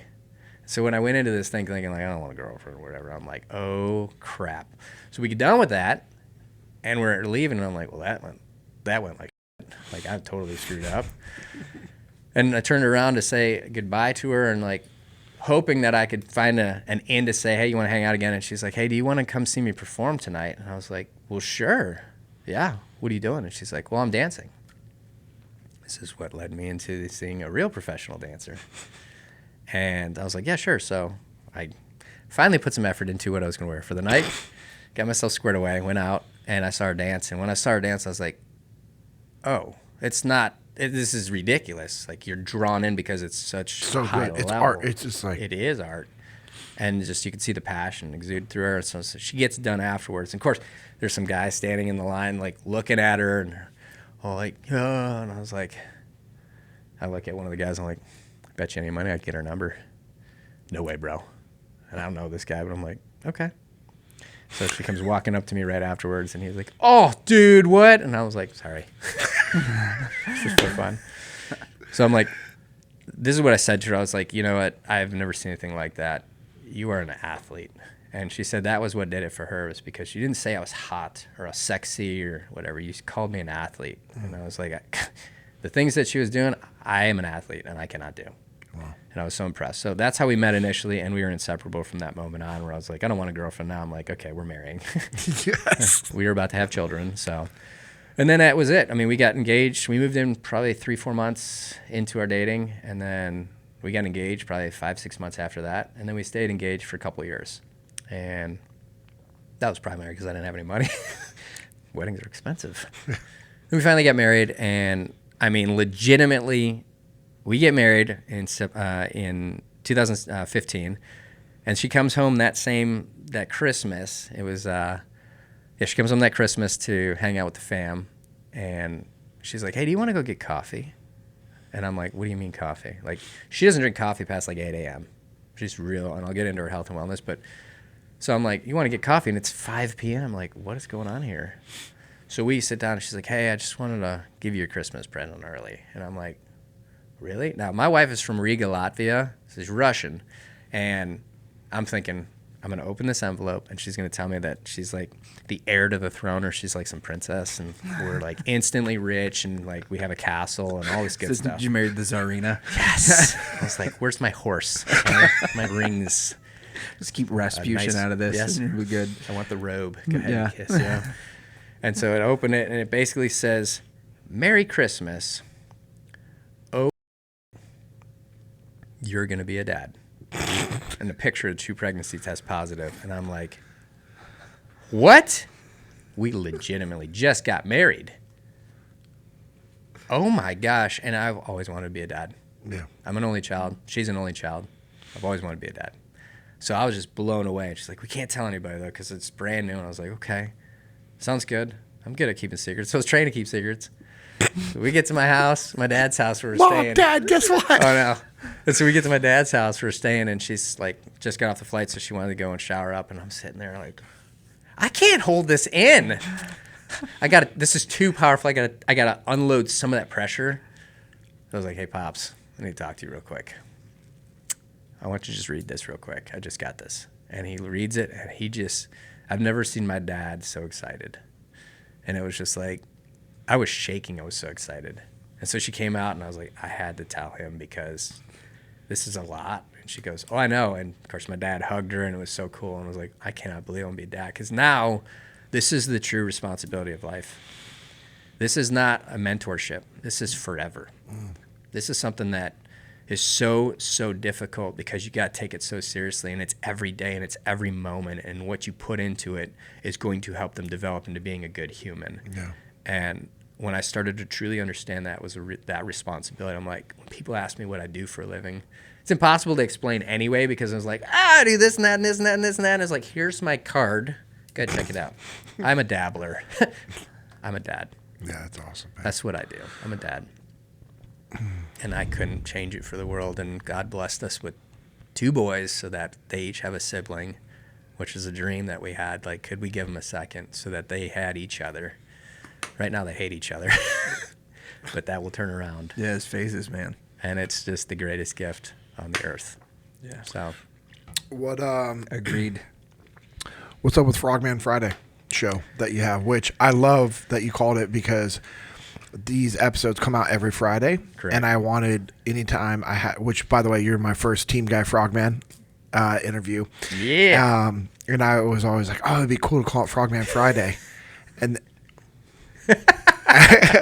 but then I remembered, I'm like, I was like, oh, give me Frogman Friday. I'm like, wait, Ryan Parrott already has a show that's called Frogman Friday. I'm like, but if I have a Frogman on, maybe we can just talk about Frogman Friday while we're on the show to promote what you did. And now it's you. So let us know, like, what is Frogman Friday show Cliff Notes version. Like, and obviously our listeners will go listening to that as well. But what was the intent behind you doing it? Which I thought was, when you told me that, I'm like, that's awesome. And I was just interviewed yesterday by you, so Yeah, man. looking forward to it coming out. I appreciate you pushing it, man. So the simple concept of Frogman Friday was, when we get out of the service, everybody talks about how transition can be so difficult.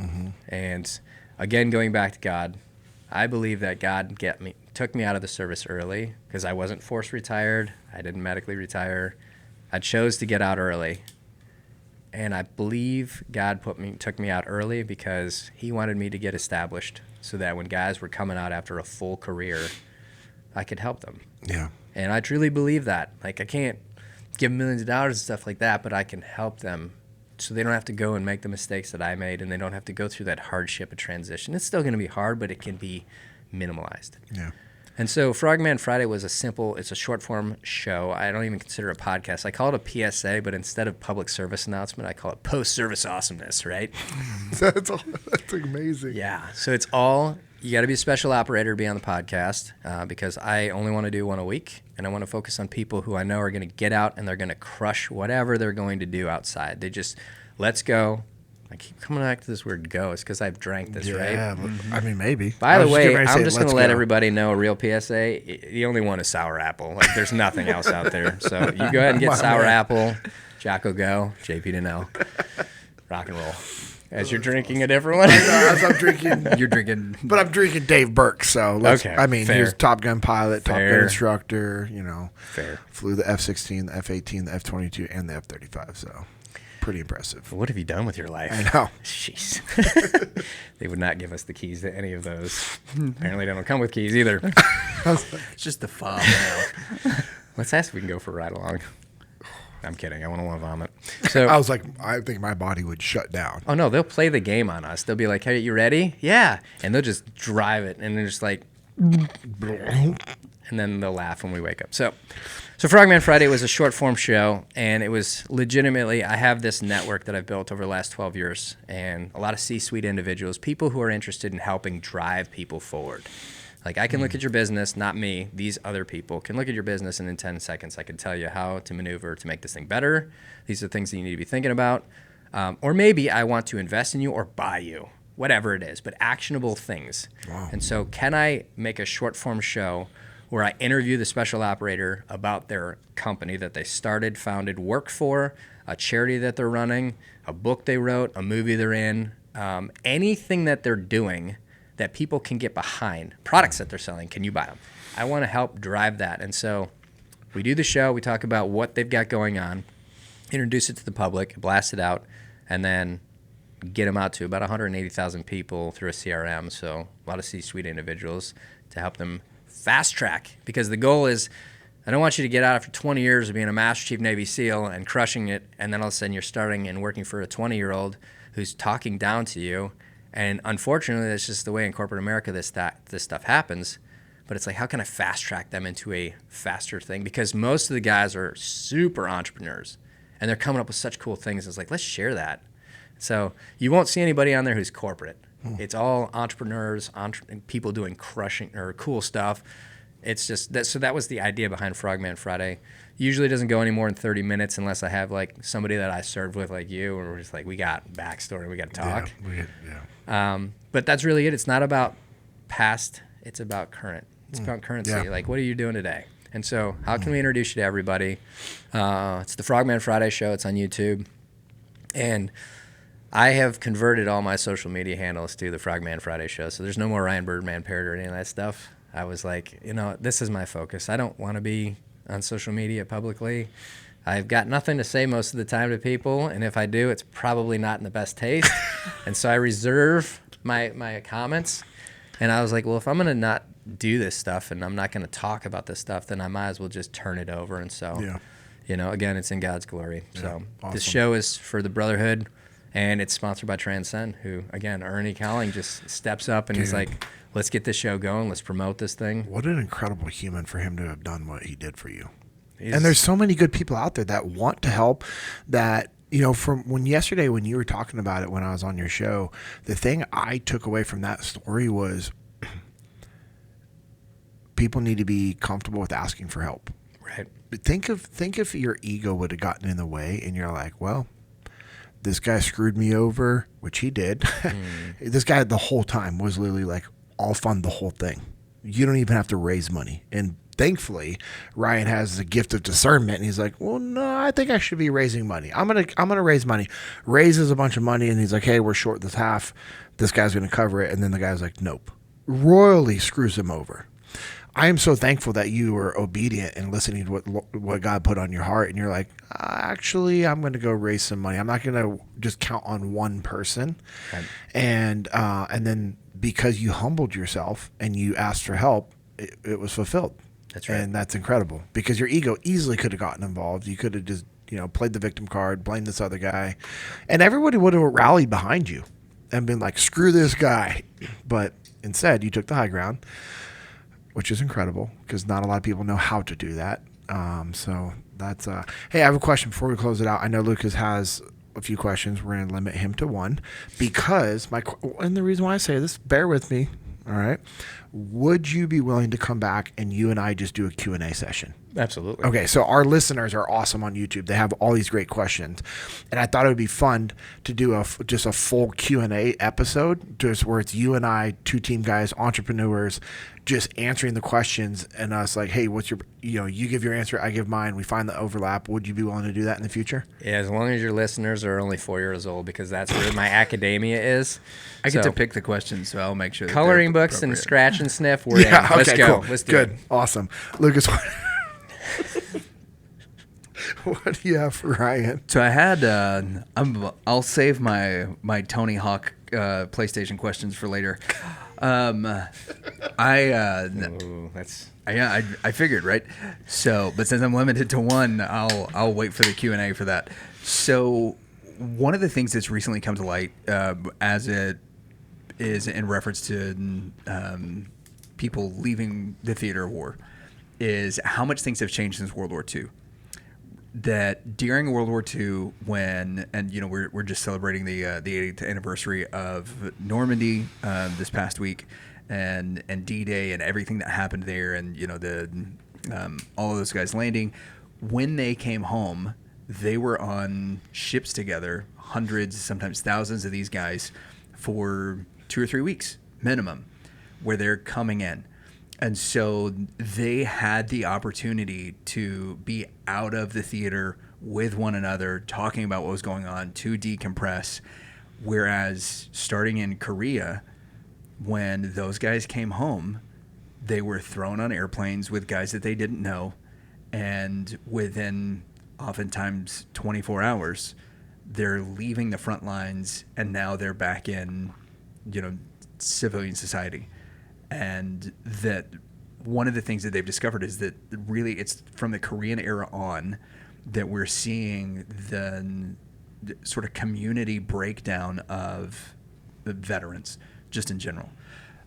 With some of the stuff that you're doing, particularly with the 7X project and those kinds of things, what are things that civilians can do? Like, now that we're aware that this is something that we are unwittingly participating in, right, what are some things that we can do to support the veterans that are in our community as they come home, when it comes to being a good, literally just like being a good civilian to help out the vets that are coming home? What are things that we can do that we can get involved in to help out? Yeah. So I've thought a lot about this because I've been asked for a long time about this, and here is my never will change answer. You don't need to help everybody.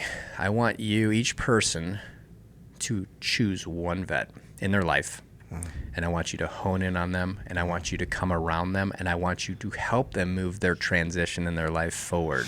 You take them and focus on them, and if every single person adopts one, we'll cover down on that completely. So all you got to do is one. Take them in. Don't just say, hey, appreciate your service. Let's beyond grateful for it. But I would rather somebody have said to me when I transitioned, instead of thank you for your service, I would rather have said, hey, how can I help? And then I'd be like, you know what? I don't know what I'm doing. And they're like, well, let me help you. And that mentorship is the gift. So choose one, mentor them, help them fulfill their path, get them to where their path's supposed to be. that's it. Right on. Thanks, man. That's huge, man. All right, so before Ryan and I close it out with our final thoughts, I just want to thank you guys for supporting the podcast. All the support you guys give us by listening, sharing, subscribing, and commenting is huge. If you're not, make sure you're subscribed to us on the YouTube channel so you can be notified when those YouTube exclusive episodes come out. If you want to follow us on social media, I am at JP Dinnell, 2 N's, 2 L's. Lucas is at Lucas Pinkard, Lucaspinkard. And Ryan is, and he just said, hey, make sure you're following the Frogman Friday show on YouTube. On Instagram, if you want to follow Ryan, it's at Birdman Actual, and then also Bird's Eye View. At Bird's Eye View Project. Make sure you're following us at Echelon Front as well. Go to echelonfront.com to see what events that we have coming up. We would love to see you guys at a future event. I would love to be able to come work with you at your company, or for any of our instructors to come work with you at your company. If you want, you can also check out Jesus and Jiu-Jitsu _. It's a ministry that I'm a part of with Isaac Tau F, Stephen Little, and Josh Strasburger. You met Isaac earlier. We also have a podcast that we're doing called a little small Samoan friend. We have a podcast that we do called the Jesus and Jiu-Jitsu Podcast, and the event that comes out every Tuesday. The events that we do are about every 4 to 6 weeks at different gyms. We do a free jiu-jitsu seminar. Somebody shares their testimony, and then we open it up for some open mat training. It's been an awesome ministry to be a part of. Also a partner of a Texas beef company called Little Cattle Co. Get that beef. Yeah, dog. My best friend Stephen Little started the company back in 2017. My wife and I partnered with them early in 2023. Website is littlecattle.co. We can deliver beef anywhere in the lower 48. We also have our new beef tallow products. So we have the body butter, we have the lip balm, we have the beef tallow, which is incredible for skin care products for men and women, not just women, but men as well. So if you're looking for an awesome gift for a customer, a client, or somebody you just want to say, hey, thank you, appreciate what you do, we can ship packages on your behalf as gifts to different people. We appreciate all the support that you guys have been giving us. It's been an awesome first year of business. I'm also a partner with my best friend Josh Strasburger for a printing company called On the Path Printing. You want to check us out? We're on Instagram. That's where we are fulfilling and developing our relationships and picking who we're going to be able to work with. So on Instagram, it's just at On the Path Printing. And then also Jocko, Leif, and I started a company called Bruiser Arms. You can check us out on Instagram. It's at Bruiser Arms. Leif and I are actually going to be linking up, I believe, today when you are listening to this episode to be getting some content and some curriculum put together with a few other individuals. So make sure you're following us at Bruiser Arms to be the first to see what we have going on in regards to different products and training classes. And it was cool. I was, on Ryan's Frogman Friday show the other day, and we were talking about, just the intent behind Bruiser Arms is, to provide, education to people for training and gear, but also to provide a unique training experience. And I know you do the same thing, to provide awareness and fundraising and networking.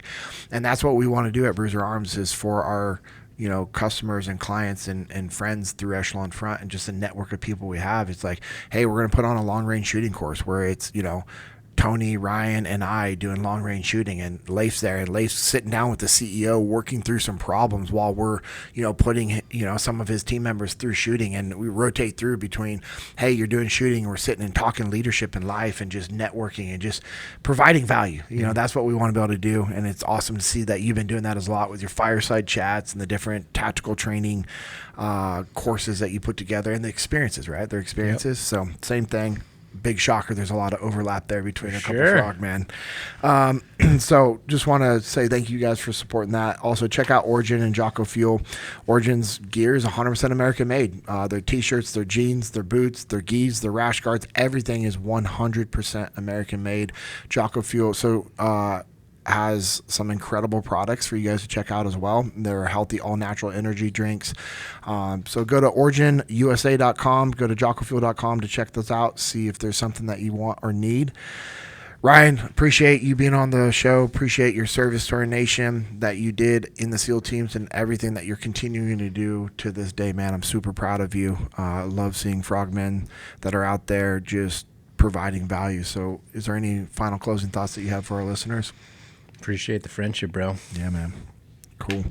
Well, hey, I know that this episode has been a reminder to myself And I hope it's a reminder to you as well to go out there, do the work that's needed, and to never settle. This has been the JP Dinnell Podcast, episode 38.